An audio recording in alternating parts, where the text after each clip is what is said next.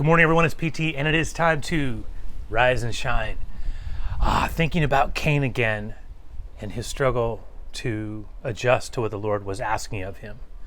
And we talked about how his irritation with God led to a kind of resentment, and that resentment led to a jealousy, and then that jealousy led to actually a kind of anger, and then when that anger got out of control, it led to an action that resulted in the murder of his brother. Do we see the cycle? Do we see how it's a downward cycle? Do we see how often one thing that is out of alignment with God leads to another thing that leads to another thing and finally culminates in a disaster?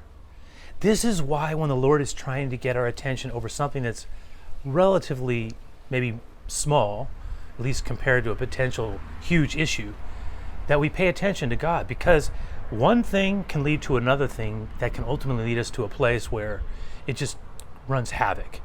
Hear me out. God has called us to be blessers, not to be people who bring harm, not to be a people who bring hurt, but to be a people who heal. You and I have been called. Let's remember this. Like that tree planted by the rivers of water, we've been called to be blessers, fruit bearers, life givers. Let's watch the little things, because the little things often linked together lead to a big thing.